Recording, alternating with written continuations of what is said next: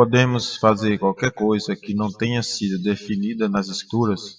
Alguns cristãos respondem a estes questionamentos argumentando que se a palavra de Deus não trata especialmente de algo ou não o proíbe, então Deus não vê problema nisso. Eles acham que se a Bíblia não abordar diretamente o assunto de como os cristãos deveriam se reunir para adoração e ministério, então isso ficaria à escolha de gosto de cada um. Consequentemente, não veem nada de errado em implementar no cristianismo coisas que não estejam na Bíblia. Tal posição exime a igreja de nossos dias da responsabilidade pelo atual estado de coisas. Todavia, esse argumento está completamente equivocado, pois a Bíblia aborda sim a questão de como os cristãos devem se reunir para adoração e ministério. O ideal de Deus pode ser claramente encontrado na Bíblia. Talvez o padrão para adoração e ministério cristão seja tão simples que as pessoas acabam passando por cima dele e achando que ele não existe. Boa parte da ordem tradicional do governo da igreja, que é encontrada no cristianismo denominacional hoje, não apenas carece de fundamento na palavra de Deus, na verdade, chega até a contradizer o que Deus estabelece em sua palavra. Além disso, não se trata de um princípio sádio racionar sobre o que não está na Bíblia para aprendermos a vontade de Deus a respeito de qualquer assunto. 2 Timóteo, capítulo 1, versículo 7. Em essência, o que se está insinuando é que podemos fazer o que quisermos na adoração e ministério, desde que não seja proibido na Bíblia. Isto não faz sentido. Faz-nos lembrar do que um irmão de boas intenções, mas equivocado, disse certa vez. Na Bíblia, existem mais entrelinhas do que linhas. Certamente, esta não pode ser uma maneira sadia de buscarmos a vontade de Deus sobre qualquer assunto. Se aplicarmos o mesmo princípio sobre os outros assuntos que diz respeito à doutrina e prática cristãs, não haverá limites para o número de situações em que poderíamos aplicar o raciocínio assim. A verdade concernente a um assunto em particular seria imediatamente perdida. Na verdade, é justamente isso que está acontecendo de uma maneira geral com a própria questão de como cristãos deveriam se reunir para a adoração e ministério da palavra. A razão de Deus de nos dar sua palavra foi para que conhecêssemos a sua vontade. 1 Coríntios, capítulo 2, 12 ao 13. Se existe uma prática louvável para nós, esta é buscar a verdade em sua palavra e procurarmos, por sua graça, e praticá-la. Provérbios 25, versículo 2, Atos 17, do 11 ao 12. O hábito do apóstolo Paulo era de discutir sobre as Escrituras, isto é, a partir delas. Atos 17, versículo 2.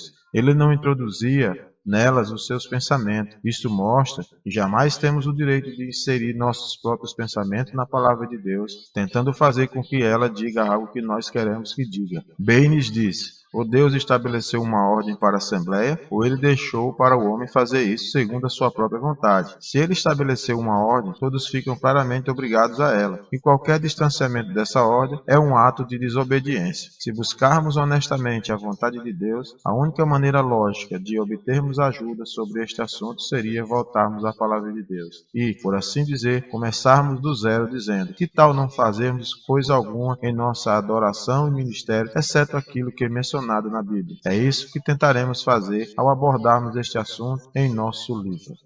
A ruína do testemunho cristão. Quando nós voltamos para a palavra de Deus, vemos que quase todos os escritores do Novo Testamento previam que a ruína e o abandono da palavra de Deus entrariam no testemunho cristão. Portanto, não deveria ser uma grande surpresa para nós quando víssemos esse abandono da ordem de Deus na criação de igrejas denominacionais e não denominacionais. As segundas epístolas. As segundas epístolas do Novo Testamento se ocupam particularmente deste assunto. Cada epístola revela algum aspecto da fé cristã sendo abandonado e, consequentemente, assinala o caminho para aqueles que são fiéis seguirem em cada situação. Primeiro, a segunda epístola ao Efésios descreve o abandono do primeiro amor. Apocalipse 2, do 1 ao 7.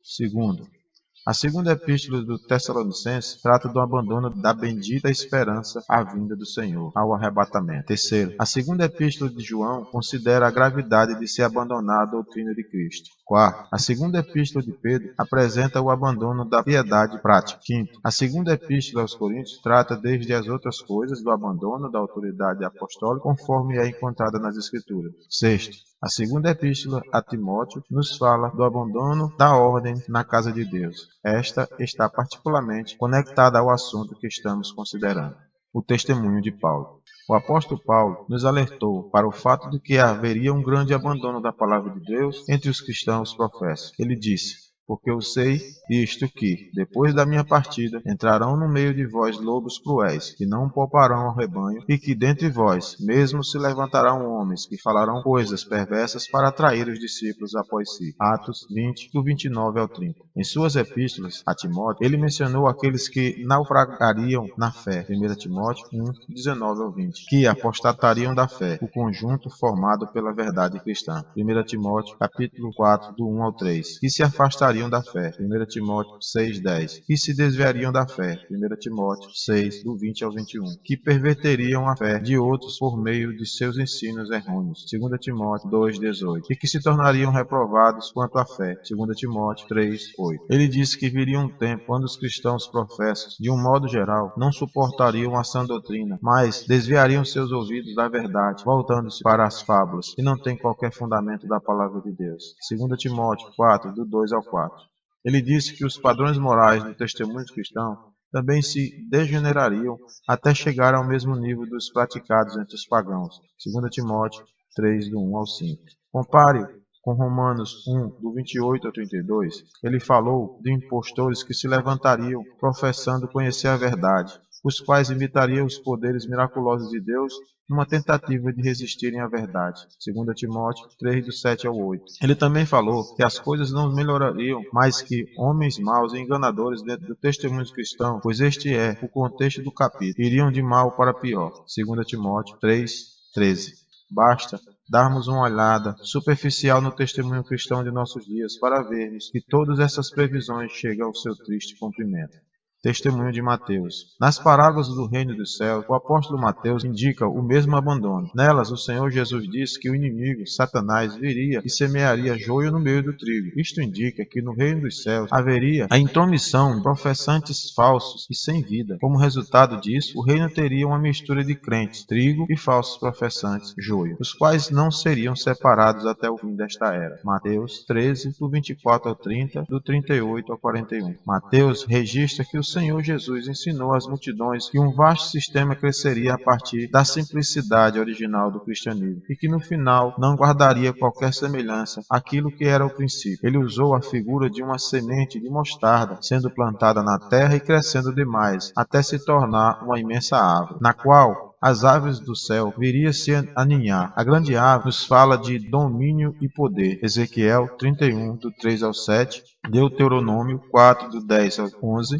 2 ao 22 e o 34. O Senhor indicava assim que a profissão cristã se desenvolveria na forma de uma grande instituição mundana, dando ao cristianismo um aspecto de grandeza e pretensão. A profissão cristã acabou se transformando em um grande sistema de religião, política e negócios. Nela, os homens se esforçam para conseguir honra, grandeza e poder. As aves dos céus nos falam de espíritos malignos, Apocalipse 18, 2, que se apoderariam das mentes dos homens e os influenciariam para que ensinasse as doutrinas errôneas. 1 Timóteo 4:1. Se já tivemos a oportunidade de presenciar o barulho que sai de uma árvore cheia de pássaros, entenderemos o quão exata é essa figura da confusão que existe nos testemunhos cristãos. As aves estão todas gorjeando ao mesmo tempo, todas elas aparentando ter algo a dizer, mas suas vozes são todas conflitantes. É isso que ouvimos quando atentamos para os milhares de vozes das várias assim chamadas igrejas existentes na cristandade. Mateus 13, do 31 ao 32. O Senhor Jesus continuou falando da mulher que introduziu o fermento em 3 medidas de farinha. Mateus 13, 33. Isso nos fala de outro aspecto da ruína que se abateu sobre a profissão cristã. Se as aves na imensa árvore ilustram a grande profissão externa que iria se desenvolver, o fermento na massa nos fala da grande corrupção interna que acabaria permeando a cristandade. Nas Escrituras, o fermento é uma figura ou tipo do mal. Mateus 16,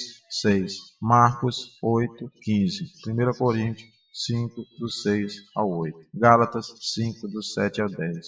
A massa é uma figura de Cristo, que é o pão da vida. É ele o alimento espiritual dos filhos de Deus. João 6, 33 ao 35. 51 ao 58. Portanto, o Senhor indicou que a igreja professa, a mulher, iria corromper o alimento dos filhos de Deus ao introduzir má doutrina, misturando-a com a verdade acerca da sua pessoa. Foi exatamente o que aconteceu na vasta profissão da cristandade. Muitos ensinos errôneos e malignos têm sido associados à pessoa de Cristo. Sendo assim, estas 3 parábolas do Evangelho de Mateus indicam que haveria a introdução de pessoas malignas. Mateus 13, do 24 ao 30. Espíritos malignos. Mateus 13, do 31 ao 32. 1 Timóteo 4, 1. Doutrinas malignas. Mateus 13, 33. Algumas outras similaridades do reino do Evangelho de Mateus também indicam essa ruína que acabaria se introduzindo. Por exemplo, Mateus 25, do 1 ao 13, diz que todas as 10 virgens tosquenejariam e adormeceriam. Elas estavam dormindo quando deveriam estar vigilantes. O testemunho de Pedro. O apóstolo Pedro também falou dos ensinos malignos que surgiriam no testemunho cristão. Ele disse que falsos mestres se levantariam dentre os santos de Deus e introduziriam heresias de perdição, que muitos seguiriam até o ponto de falarem mal do caminho da verdade. 2 Pedro 2, do 1 ao 3, 3:16. Heresia não é ensinar má doutrina, mas criar seitas. Uma heresia ou seita é, por definição, a criação de um partido ou divisão dentro de uma igreja, o qual rompe com os demais e forma sua própria comunhão em torno de uma opinião particular. É verdade que a má doutrina costuma estar conectada à formação de seitas, e provavelmente é por isso que muitos cristãos pensam em heresia, como o ensino de coisas heterodoxas e blasfemas. Mas a heresia é, na essência, a formação de uma divisão notória na igreja. A mais sutil de todas as heresias é aquela que se desenvolve em torno de alguma parcela da verdade, até excluir outras verdades. Pode existir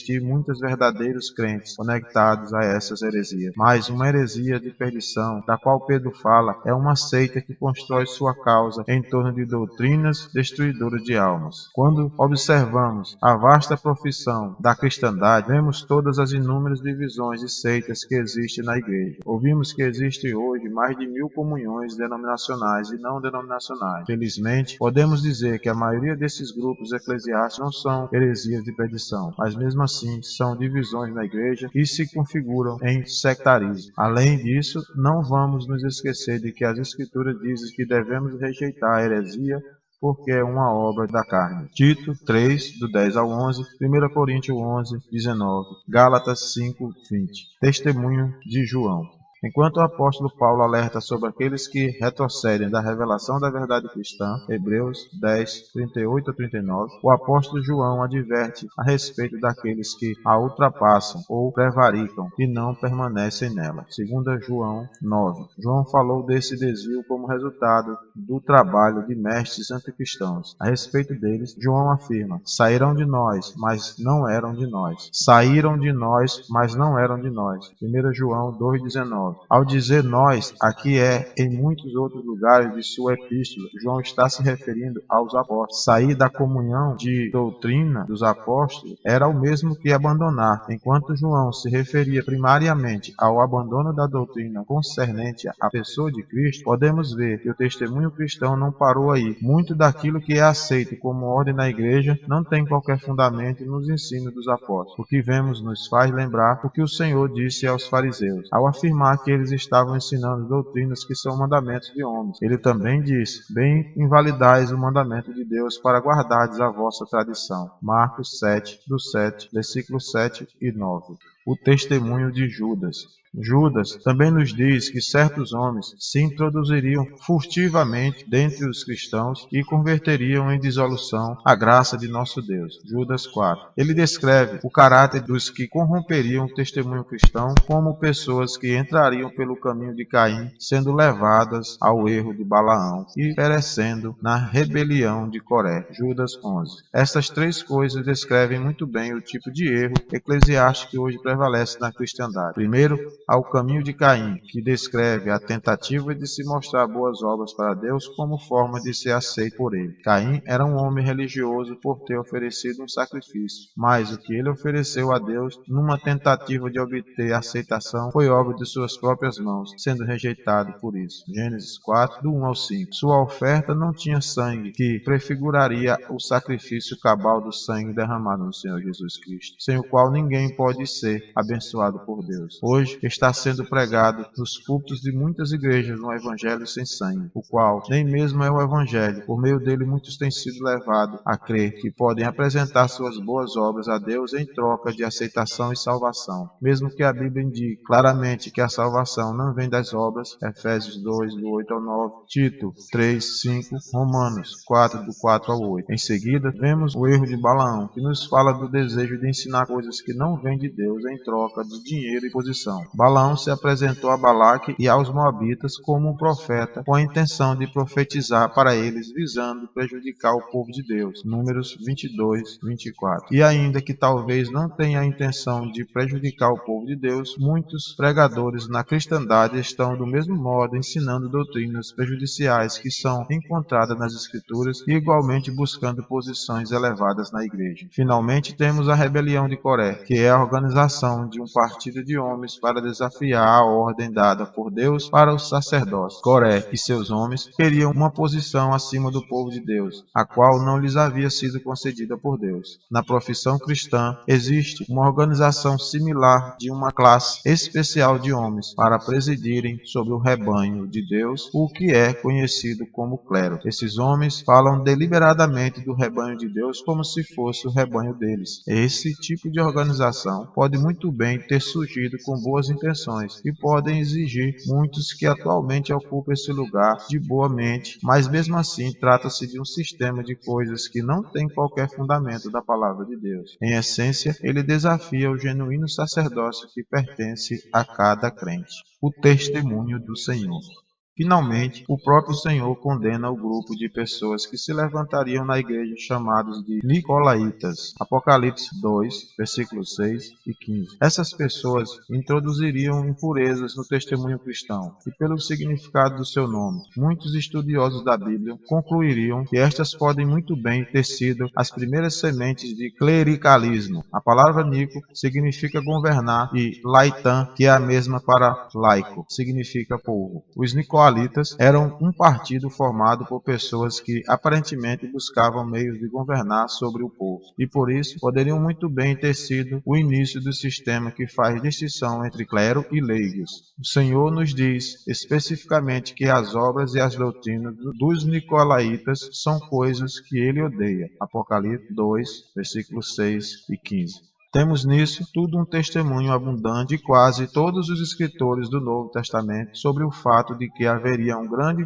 distanciamento da simplicidade da fé. 2 Coríntios 11, do 3 ao 4. Os apóstolos nos disseram que, em sua ausência, surgiria um sistema de coisas que não teria qualquer fundamento da palavra de Deus. É verdade que em algumas igrejas ocorre uma parcela maior desse erro eclesiástico do que em outras, mas seja na Basílica de São Pedro, em Roma, seja na menor capela evangélica, a maioria delas, se não todas, trazem os princípios básicos do clericalismo inseridos em seus sistemas de governo. O crente que é instruído segundo os pensamentos de Deus não tem alternativa senão admitir que aquilo que se apresenta aos homens como a Igreja de Deus tem pouca ou nenhuma semelhança com a Igreja de Deus, conforme é apresentada na palavra de Deus. Sua pergunta poderá ser: o que aconteceu? Em poucas palavras, a resposta é que nós, a Igreja, fracassamos.